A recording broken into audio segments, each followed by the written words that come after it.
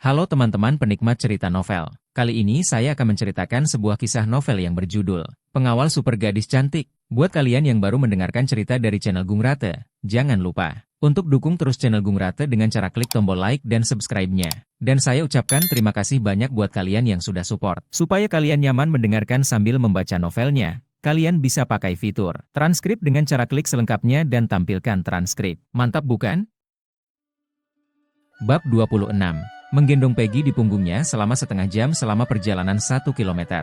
Selama periode ini, gadis itu berkali-kali meminta Dimitri Bian untuk melepaskannya. Tetapi Dimitri Bian menolak untuk melepaskannya apapun yang terjadi. Dan tanpa malu-malu mengatakan itu. Dia sangat benar-benar bagaimana Anda bisa melewatkan kesempatan besar untuk memanfaatkannya? Setelah mendengar ini, Peggy tersenyum manis di dalam hatinya dan berhenti memaksa. Kembali ke villa, Kinsey Hudson tidur lebih awal, tetapi Catalina masih membaca di ruang tamu. Melihat Dimitri Bian dan Peggy kembali, Catalina menyimpan buku itu dan berkata dengan ringan, "Ya kembali?" Peggy tersenyum, mengangguk dan bertanya, Catalina, kenapa kamu masih bangun larut malam? Menunggumu, dia baru saja meneleponku." Peggy, yang tersenyum seperti bunga persik, tiba-tiba mengubah ekspresinya setelah mendengar ini, lalu berjalan ke atas tanpa mengucapkan sepatah kata pun. Dimitri Bian bertanya dengan rasa ingin tahu, "Saudari Catalina, siapa orang yang baru saja Anda sebutkan?" Tidak bertanya tentang hal-hal yang tidak ada hubungannya denganmu. Catalina berkata dengan ringan, "Selain itu, ketika kamu di sekolah, kamu sebaiknya tetap bersikap rendah hati dan jangan membuat Kinsey mendapat masalah." Dia berdiri dan pergi. Dimitri Bian memandangi pantat gadis ini, tersenyum, berbalik dan memasuki kamarnya. Menyelesaikan pekerjaan rumahnya yang harus dia kerjakan setiap malam, Dimitri Bian masih tidak bisa tidur. Tiba-tiba saya teringat pria bernama Scavenger, jadi saya menyalakan komputer dan masuk ke Kiki saya. Begitu online, ada berita. Hanya ada Scavenger di Kiki Dimitri Bian, jadi pesan itu dikirim secara alami olehnya. Total ada 2 pesan. "Sepertinya kamu tidak ingin melakukan bisnis ini lagi. Kamu mempunyai keterampilan yang bagus. Apakah kamu ingin bergabung dengan kami? Saya jamin kamu akan menghasilkan banyak uang." Dimitri Bian sedikit terkejut saat melihat pesan kedua. Melihat situasi ini, pihak lain sepertinya tahu siapa dia. Dimitri Bian sangat bingung. Setelah menatap 2 pesan ini, Dimitri Bian menjawab, "Ya, apakah Anda bos organisasi ini?" Segera pihak lain menanggapi pesan tersebut. "Ya, apakah kau seorang lelaki atau perempuan? Apa hubungannya ini denganmu?" "Omong kosong, tentu saja penting. Kalau kamu laki-laki, lupakan saja. Aku tidak tertarik dengan laki-laki. Kalau kamu perempuan, hehe, aku bisa mempertimbangkan untuk bergabung dengan organisasi kamu." Pihak lain terdiam. Kemudian, avatarnya menjadi gelap, dan itu pasti sedang offline. Dimitri Bian tersenyum acuh tak acuh, mematikan komputer, dan pergi tidur. Saya bangun pagi-pagi keesokan harinya, dan setelah kembali dari berlari, Kinsey Hudson sedang duduk di meja makan sambil sarapan. Kecantikan ini sungguh cantik, tidak peduli apa yang dia makan atau lakukan, dia sangat mempesona. Dia melihat Dimitri Bian, Kinsey Hudson segera berkata dengan nada menghina, "Jika kamu masih bisa berlari dengan tubuh ini, dan kamu tidak takut hancur?" Dimitri Bian tersenyum dan berkata, "Jangan lihat aku kurus, tapi seluruh tubuhku penuh dengan otot." Kinsey Hudson merasa geli dan terkekeh. Sarapan, mereka berdua naik mobil untuk berangkat ke sekolah. "Kinsey Hudson, kudengar kamu hampir diculik beberapa waktu lalu. Apa yang terjadi?" Dimitri Bian bertanya dengan rasa ingin tahu. Ekspresi Kinsey Hudson berubah setelah mengatakan ini. Kejadian terakhir kali pasti berdampak besar pada gadis ini. Dimitri Bian tidak bermaksud memprovokasi Kinsey Hudson. Dia tidak tahu bahwa Kinsey Hudson memiliki bayangan atas apa yang terjadi terakhir kali. Alasan mengapa dia menanyakan hal ini adalah karena dia ingin tahu lebih banyak tentang situasi Kinsey Hudson saat ini semuanya. Dimitri Bian ada di sini untuk melindunginya. Jika sesuatu yang tidak terduga terjadi, itu tidak akan terlihat bagus. Melihat dia tidak bahagia, Dimitri Bian segera tersenyum dan berkata, "Ya, aku hanya bertanya dengan santai. Jika kamu tidak mau memberitahuku, lupakan saja." Kinsey Hudson mendengus dingin dan tidak bisa berkata-kata. Mereka sudah mendekati sekolah, keduanya keluar dari mobil satu demi satu. Hendak memasuki gerbang sekolah, Kinsey Hudson tiba-tiba berbalik dan berkata kepada Dimitri Bian, "Jika Manson memberimu masalah di masa depan, kamu harus menjauh. Apakah kamu mengkhawatirkanku?" Dimitri Bian bertanya sambil tersenyum. Kinsey Hudson memutar matanya ke arah Dimitri Bian dan berbalik untuk memasuki gerbang sekolah. Manson tidak masuk tugas hari ini, tapi dia bertemu Jasper Fargo di gerbang sekolah. Ketika Jasper Fargo melihat Dimitri Bian, dia ingin melarikan diri, tetapi sudah terlambat. Dimitri Bian melihatnya dan memanggilnya keluar. Jasper Fargo mengertakkan gigi dan dengan sengaja membuat ekspresi menghina dan berkata, "Dipanggil aku ada apa? Apakah kamu gatal? Apakah kamu ingin menjadi ayahku?" Dimitri Bian sengaja membuat ekspresi marah. Jasper Fargo melihatnya, dia dengan cepat berkata, "Ya, apa yang kamu inginkan dariku?" Suaranya menjadi lebih rendah dan sikapnya menjadi lebih rendah hati. Tidak mungkin, pertama Dimitri Bian yang merawatnya, Dan kemudian sepupunya Faust Ed juga memperingatkannya untuk menjauh dari Dimitri Bian. Tidak apa-apa, hanya menyapa, kata Dimitri Bian sambil tersenyum. Jasper Fargo terstimulasi dan berkata, jika kamu baik-baik saja, aku akan pergi dulu. Siapa bilang tidak apa-apa? Dimitri Bian berkata dengan sengaja saat melihat hewan itu berusaha menyingkir. Apa yang terjadi? Jasper Fargo bertanya dengan ekspresi pingsan. Hewan ini ingin marah, tetapi tidak berani marah. Kamu akan memanggilku saudara Dimitri ketika kamu melihatku mulai sekarang. Jika kamu tidak berani memanggilku, aku akan berurusan denganmu setiap kali aku melihatmu. Jasper Fargo begitu terstimulasi sehingga dia benar-benar ingin menerkam Dimitri Bian dan bertarung keras. Tetapi ketika dia memikirkan apa yang terjadi di Hurricane Bar kemarin, Jasper Fargo menjadi bingung. Apakah kamu mendengar itu? Melihat hewan itu diam, suara Dimitri Bian tiba-tiba sedikit meninggi. Dengar? Aku mendengarnya. Jasper Fargo berbisik. Dia hanya merasa wajahnya terbakar dan dia merasa sangat tidak nyaman. Kamu tahu ini, kenapa kamu tidak keluar?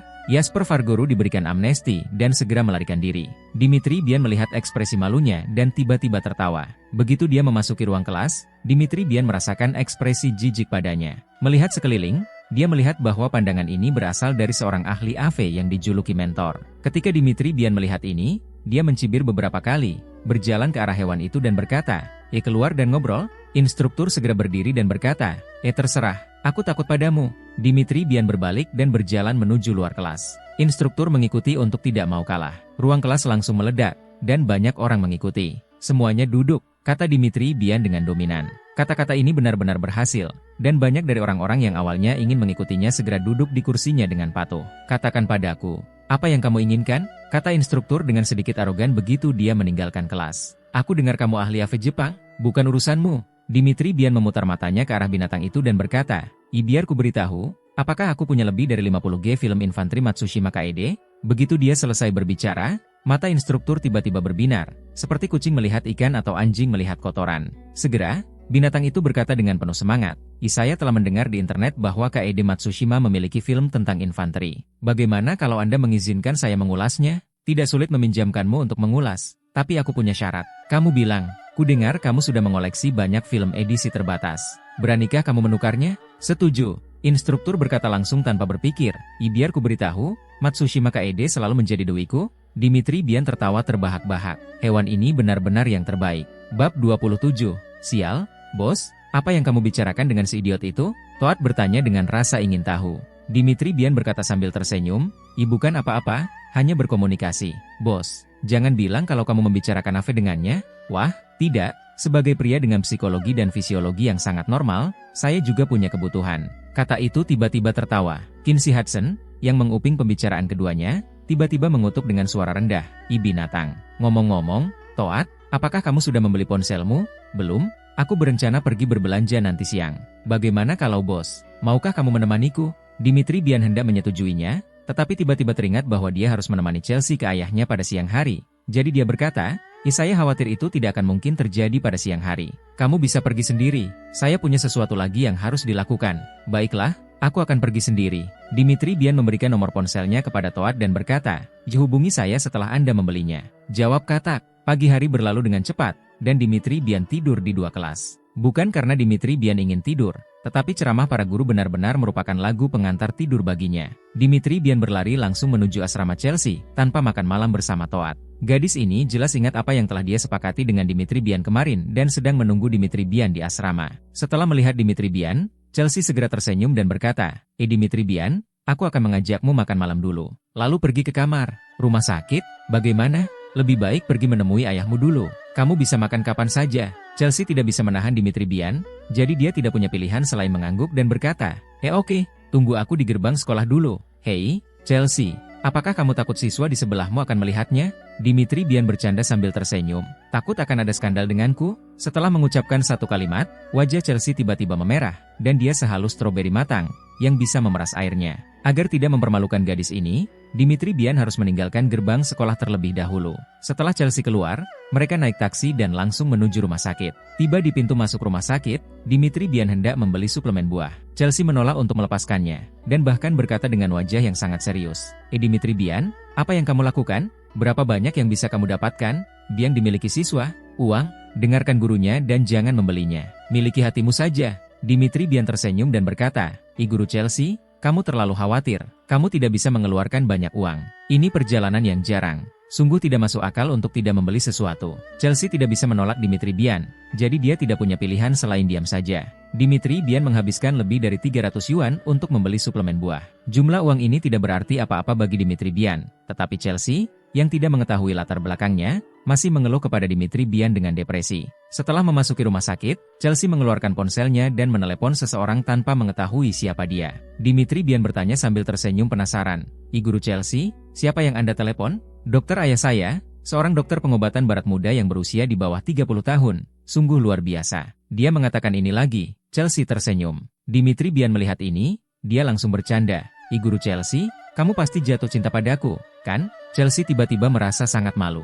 Dimitri Bian tersenyum, tetapi berkata dengan sangat tertekan di dalam hatinya. Sial, saingan cinta. Segera setelah tiba di bangsal, Dimitri Bian bertemu ayah Chelsea. Baya berusia 40-an, dengan wajah penuh kerutan dan perasaan perubahan hidup, sekilas Anda dapat mengetahui bahwa dia adalah pria yang telah menanggung kesulitan. Dimitri Bian datang dengan banyak barang, yang membuat pria parubaya itu terlihat sedikit gugup. Sepertinya tidak ada yang pernah memberinya begitu banyak barang. Chelsea melihat ini, dia segera berkata dengan lembut, Ayah, salah satu muridku tahu kamu sakit, jadi dia datang menemuimu. Ayah Chelsea tiba-tiba berkata dengan rasa terima kasih dan sedikit malu. Teman sekelas, terima kasih. Ayolah, kenapa kamu perlu membeli sesuatu? Dimitri Bian tersenyum dan berkata, Paman, kamu terlihat baik. Kamu mungkin akan segera keluar dari rumah sakit. Begitu dia selesai berbicara, ayah Chelsea menghela nafas dan berkata, dokter mengatakan itu akan memakan waktu. Kata-kata ini membuat Dimitri Bian sedikit terkejut. Dia bukanlah orang yang tidak memahami keterampilan medis, dan dia tidak berani mengatakan betapa terampilnya dia. Tetapi Dimitri Bian masih bisa mengetahui apakah seseorang itu sehat atau tidak. Paman, saya tahu sedikit tentang keterampilan medis. Bisakah Anda mengizinkan saya memeriksa denyut nadi Anda? Begitu dia selesai berbicara, Chelsea dan ayahnya menunjukkan ekspresi terkejut. Melihat pihak lain tidak berbicara, Dimitri Bian tidak sopan dan langsung meraih tangan kanan ayah Chelsea dan menempelkan 2 jari di denyut nadinya. Wajah Dimitri Bian segera menjadi jelek. Chelsea melihat ini, dia langsung bertanya dengan gugup, Dimitri Bian, ada apa? Dimitri Bian tersenyum dan berkata, tidak apa-apa. Sudah berapa lama ayahmu dirawat di rumah sakit? 2 bulan. Sampai jumpa. Lalu ayahmu bisa keluar dari rumah sakit sejak lama. Tetapi Dr. Gaston berkata kita harus tinggal sebentar. Chelsea dan ayahnya berkata pada saat yang bersamaan.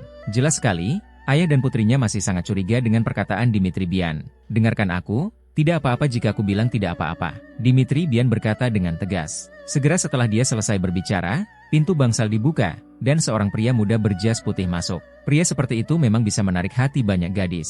Pantas saja Chelsea bereaksi malu-malu saat membicarakannya. Chelsea, kemarilah, kata pemuda itu sambil tersenyum.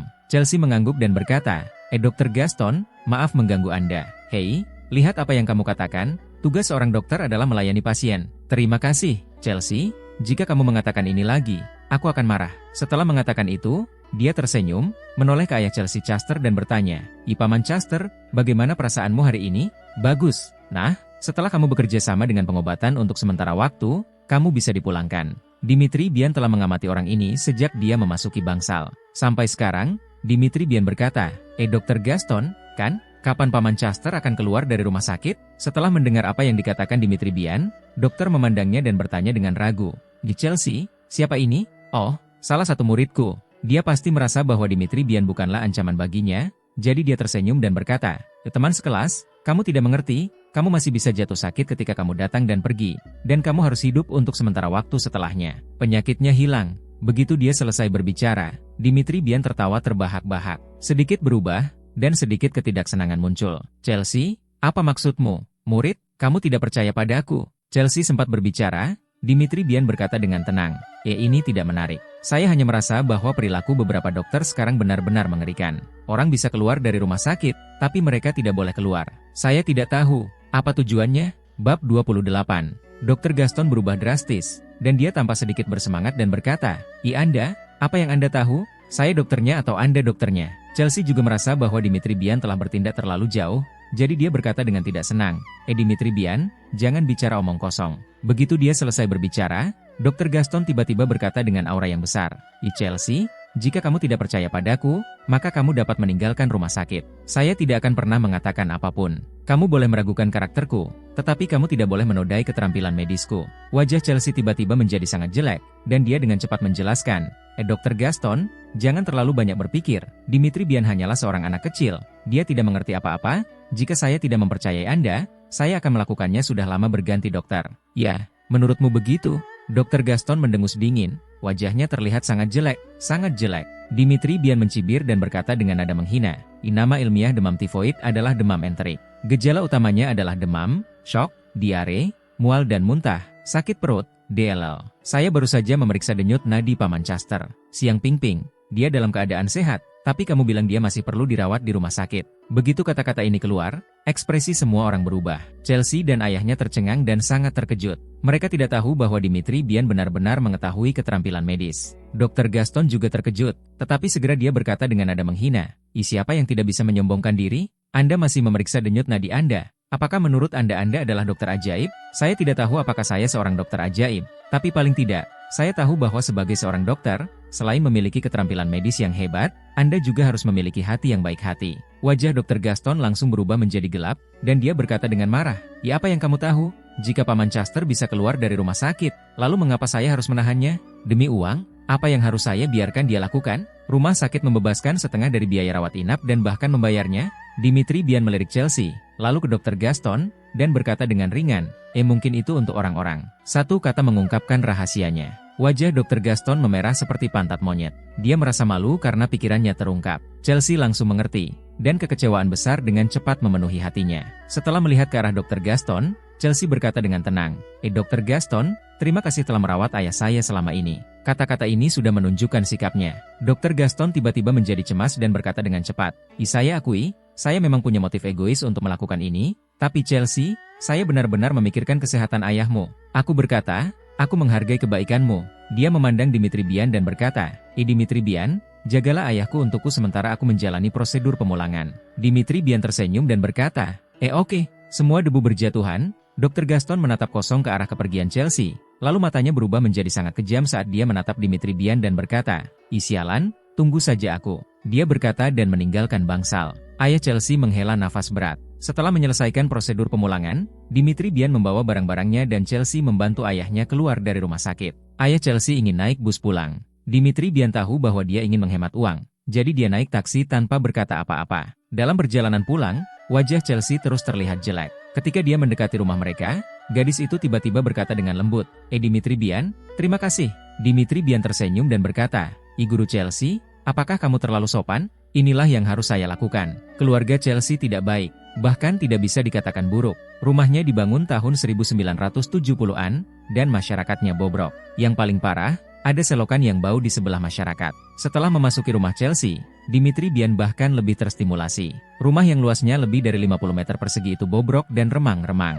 Melihat Chelsea lagi, Dimitri Bian tiba-tiba merasa sedikit dikagumi oleh gadis ini. Ini adalah era yang terburu-buru, dan banyak gadis muda dan cantik yang rela menjual tubuh dan bahkan jiwa mereka demi uang. Dimitri Bian tahu bahwa jika Chelsea bersedia, ada banyak orang yang bersedia membayar harga tinggi untuk merawatnya. Karena gadis ini punya modal, dia cantik dan bertubuh bagus, tapi gadis ini tidak memilikinya. Dia bersikeras untuk menciptakan kekayaan dengan menggunakan payuteranya. Dibandingkan dengan simpanan Kinsey itu, Chelsea adalah bidadari seutuhnya. Tidak hanya dia cantik dan murni, tetapi yang lebih penting, jiwanya juga bersih. Kondisi di rumah tidak bagus, Dimitri Bian membuatmu tertawa. Kata Chelsea malu-malu sambil menuangkan segelas air untuk Dimitri Bian. Sial, Guru Chelsea, kamu hanya membicarakannya. Tidak masalah apakah keluarga seseorang baik atau buruk. Saya telah melihat terlalu banyak orang dengan kondisi keluarga yang baik tetapi orang yang jelek. Sebaliknya, kondisi keluarga seperti itu orang biasa jujur dan baik hati. Chelsea tersenyum dan berkata, sayang sekali jika tidak menjadi guru dengan mulutmu. Implikasinya adalah Dimitri Bian terlalu fasih berbicara. Setelah mendengar ini, Dimitri Bian segera tersenyum dan berkata, jika saya menjadi guru, banyak orang akan menganggur. Saya tidak bisa melakukan hal yang tidak bermoral seperti itu. Chelsea tertawa terbahak-bahak. Itu sangat indah. Dimitri Bian terpesona olehnya. Menenangkan ayah Chu, Chelsea melihat arlojinya. Saat itu sudah lewat jam 1, dan berkata dengan cepat, ayah, apakah kamu sudah makan? Pastor Chu mengangguk dan berkata, makanlah, ibumu mengantarkan makanan sekitar jam 11. Kamu bisa mengajak Dimitri Bian makan. Chelsea menjawab dan berkata, ayah, tinggallah di rumah dan jaga dirimu baik-baik. Jika terjadi sesuatu, telepon aku. Pastor Chu tersenyum, dan Chelsea mengeluarkan Dimitri Bian. Katakan padaku, apa yang ingin kamu makan? Aku akan mentraktirmu hari ini. Kalau begitu, selamat datang, kata Dimitri Bian sambil tersenyum. Sama-sama membunuhku. Oke, Kalau begitu aku ingin makan lobster dan abalone. Dimitri Bian sengaja memprovokasi Chelsea. Benar saja, setelah mendengar kata-kata Dimitri Bian, Chelsea langsung terstimulasi dan berkata dengan bercanda, "Jikalau begitu, sebaiknya Anda menjual saya dan melihat apakah Anda bisa mendapatkan harga yang bagus." Haha, aku tidak tahan, hanya lelucon. Tapi Chelsea langsung tersipu dan sangat malu karena dia begitu manis. Dimitri Bian melihat ini, dia langsung tersenyum dan berkata, "Guru Chelsea, pernahkah ada yang memberitahumu bahwa kamu sangat menawan ketika kamu tersenyum?" Dimitri Bian, semakin banyak kamu berbicara, semakin banyak kamu berbicara. Guru Chelsea, tidak bisakah saya mengatakan yang sebenarnya? Chelsea tersenyum tak berdaya dan berkata, Oke, beritahu saya, jika Anda memiliki sesuatu yang ingin Anda puji dari saya, tolong katakan juga, itu tidak akan berhasil. Jika kamu mengatakan semuanya sekaligus, itu akan membosankan. Jika kamu makan terlalu banyak yang manis-manis, kamu akan bosan. Jika kamu mengatakan banyak hal yang baik, kamu akan bosan juga. Seperti kata pepatah pergi, aliran air yang panjang akan mengalir perlahan. Saya harus menjaganya perlahan. Saya akan memberi Anda pujian setiap hari. Chelsea terdiam. Dimitri Bian naik taksi. Setelah keduanya masuk ke dalam mobil, Dimitri Bian berkata kepada pengemudinya, Tuan, pergilah ke Istana Emas." Begitu dia selesai berbicara, ekspresi Chelsea berubah. Bab 29. Chelsea terstimulasi oleh kata-kata Dimitri Bian. Gadis itu menghela nafas tak berdaya dan berkata dengan bercanda, Dimitri Bian, kamu benar-benar ingin menjadi guru yang malang." Dimitri Bian tersenyum dan berkata, Guru Chelsea, jangan khawatir, saya dapat menggunakan uang hasil penjualan diri saya untuk makan di suatu tempat. Dimitri Bian, aku tahu tempat yang bagus, ekonomis dan terjangkau. Yang terpenting makanannya sangat nyaman. Bagaimana kalau aku mengantarmu ke sana? Dimitri Bian awalnya ingin mengajak Chelsea makan enak, tapi kemudian dia memikirkannya dan menyadari bahwa apa yang dia lakukan sedikit tidak pantas. Meskipun dia sudah memutuskan untuk mengundang Chelsea untuk makan ini, meski begitu, Chelsea pasti tidak nyaman untuk makan. Setelah mendengarkan kata-kata Chelsea, Dimitri Bian tersenyum dan berkata, Ibu pergian ke Tiongkok, saya pikir itu akan berhasil. Chelsea tertawa terbahak-bahak. Tuan, pergilah ke Jalan Changfeng. Ini adalah toko bernama Changjie Snacks. Tokonya tidak besar, namun dekorasinya sangat unik dan memiliki rasa yang segar. Dikatakan bahwa itu adalah bar makanan ringan, dan tidak ada hidangan khas yang tetap. Chelsea memesan banyak dari mereka secara acak, dan mereka disajikan dengan cepat. Dimitri Bian mengambil beberapa gigitan dengan sikap skeptis, dan segera merasa bahwa itu sangat luar biasa enak, lalu dia melahapnya. Chelsea melihat ini dan bertanya, bagaimana rasanya? Enak? Mulut Dimitri Bian penuh, dan Dudun mengangguk. Pelan-pelan, tidak ada yang akan bersaing denganmu. Tidak mempedulikan hal ini jika menyangkut makanan lezat. Makanannya dimakan dengan cepat. Ketika tiba waktunya untuk membayar tagihan, Dimitri Bian tidak terburu-buru membayar karena dia tahu jika Chelsea tidak diundang untuk mentraktir makanan ini, gadis ini pasti akan merasa tidak nyaman. Setelah meninggalkan bar makanan ringan, Dimitri Bian menghela nafas dan berkata, saya akhirnya tahu arti sebenarnya dari makanan ini. Chelsea bertanya dengan penuh minat, ada apa? Dimitri Bian tersenyum dan berkata, arti sebenarnya dari makanan adalah apapun yang kamu makan. Itu tergantung siapa yang makan bersamamu. Jika kamu makan dengan seseorang yang kamu benci, kamu akan merasa tidak nyaman meskipun itu sirip hiu dan abalon. Membosankan, tetapi jika Anda makan dengan orang yang Anda sukai, meskipun itu hanya skam, Anda akan menganggapnya sebagai makanan terlezat di dunia. Chelsea tertawa terbahak-bahak. Sinar matahari sore menerpa wajahnya tak terkendali, begitu menawan dan murni. Dimitri Bian berdetak beberapa kali tanpa alasan. Setelah kembali ke sekolah, Chelsea berkata dengan sangat serius, Dimitri Bian, terima kasih atas apa yang terjadi hari ini. Membosankan sekali hanya mengucapkan terima kasih. Dimitri Bian berkata dengan berlebihan. Kalau tidak, apa yang kamu inginkan? Mengapa kamu tidak memasak untukku di lain hari? Chelsea awalnya berpikir bahwa Dimitri Bian akan mengajukan beberapa kondisi yang sangat keras, tetapi dia tidak menyangka bahwa dia akan diminta memasak untuknya. Dia tersenyum dan berkata, apa yang sulit dari ini? Saya bisa memasak di asrama saya. Jika kamu bersedia, aku akan memasak untukmu besok siang. Benarkah? Dimitri Bian sangat ragu. Tentu saja itu benar. Guru Chelsea, ini yang kamu katakan. Saya pasti akan pergi makan siang besok siang. Setelah membuat kesepakatan seperti itu, Chelsea pergi ke kantor untuk mempersiapkan pelajaran, dan Dimitri Bian berjalan menuju ruang kelas. Begitu saya memasuki gedung pengajaran, tiba-tiba saya mendengar suara berkata, berhenti. Dimitri Bian berbalik. Muncul di depannya adalah 7 atau 8 orang seusianya, tapi mata Dimitri Bian tertuju pada pria yang berdiri di tengah tanpa seragam sekolah. Penampilan pria ini memang tidak mengherankan, namun temperamennya terkesan agak angkuh dan mendominasi, terutama matanya yang angkuh dan angkuh. Panggil aku. Dimitri Bian menunjuk dirinya sendiri dan berkata. Orang yang berdiri di tengah berkata, omong kosong. Benar saja, dia sangat arogan. Apakah ada yang salah? Dimitri Bian bertanya, menahan keinginan untuk menampar seseorang. Omong kosong. Namamu Dimitri Bian? Dimitri Bian mengangguk. Namaku Stede. Kudengar kamu punya keterampilan yang bagus. Kamu harus bergaul denganku mulai sekarang. Stede. Dimitri Bian memiliki IQ yang bagus. Jadi dia secara alami dan cepat mengingat nama yang dikatakan Toad kepadanya, dan bahkan memikirkan latar belakangnya. Stede adalah siswa kelas 2 sekolah menengah. Ayahnya adalah Kepala Biro Keamanan Umum Kota Jing'an dan ibunya adalah pemilik sebuah perusahaan. Dimitri Bian sedikit terangkat. Dia memiliki keinginan untuk tertawa, tapi dia tidak bisa menahannya. Tidak apa-apa bergaul denganmu, tapi apa manfaatnya? Dimitri Bian bertanya sambil tersenyum. Melihat Dimitri Bian mengucapkan kata-kata seperti itu, Stede berkata dengan lebih arogan, ikuti paman, kamu akan punya gadis untuk diajak bercinta, dan uang untuk dibelanjakan. Jika kamu tidak bahagia, kamu bisa menginjak beberapa untuk melampiaskan amarahmu. Itu saja.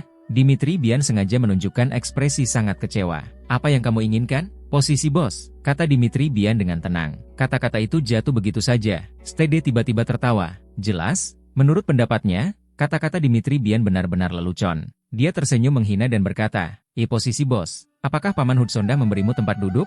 Bagaimana kamu bisa tahu tanpa mencobanya? Dimitri Bian berkata perlahan, astaga, apakah kamu mencari kematian? Apakah kamu berbicara dengan Tuan Kun kami seperti ini dan mempermainkanmu? Apakah kamu punya modal? Kata seekor binatang yang sangat tekar yang berdiri di samping jalan Stede dengan arogan.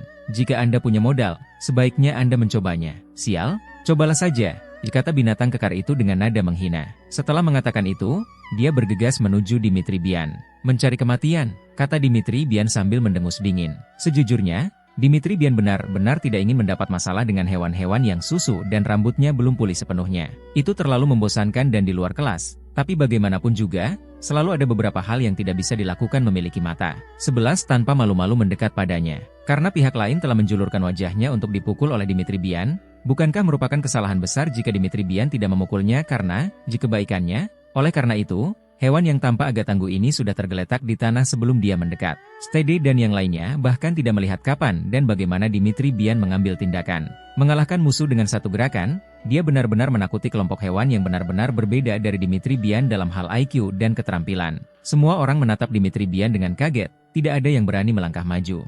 Dimitri Bian menghampiri Stede. Stede, yang tadinya sangat arogan, tiba-tiba panik dan berkata dengan gugup, apa yang kamu inginkan? Rambut di putingmu belum memudar, jadi kamu hanya berpikir untuk bermain-main dengan kakekmu. Jika kamu membiarkan aku melihatmu bertingkah seperti orang idiot, berhati-hatilah aku akan menamparmu ke dinding dan kamu menang tidak bisa mengikatnya. Turunlah. Saat dia mengatakan ini, Dimitri Bian berbalik dan melangkah keluar. Semua kuda memandang punggung Dimitri Bian dengan kaget. Hewan yang tampaknya tangguh namun sebenarnya rentan yang baru saja ditendang Dimitri Bian ke tanah berjuang untuk bangkit dan berkata, Tuan Muda Kun, itu saja sudahlah. Stede berkata dengan sangat arogan dan kejam. Sial, kamu hanya orang bodoh. Kamu berani mengatakan hal seperti itu kepada pemimpin SMP 01-ku? Tunggu saja, cepat atau lambat aku akan melakukannya padanya dan dia akan berbaring dan memanggilku kakek. Bab 30.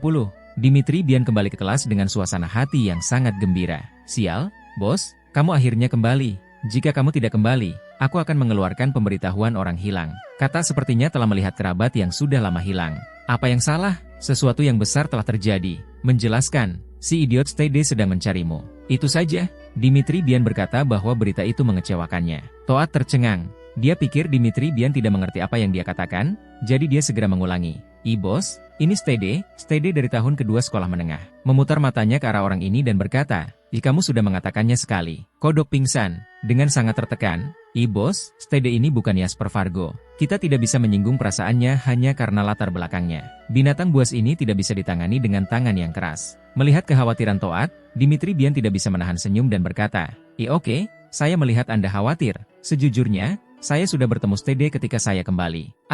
Apakah hewan itu menyusahkanmu? Itu sulit, itu tidak benar, tapi aku mempermalukannya. Dimitri Bian berkata sambil tersenyum. Toad memandang Dimitri Bian dengan kaget dan tidak bisa menahan diri untuk tidak bertanya.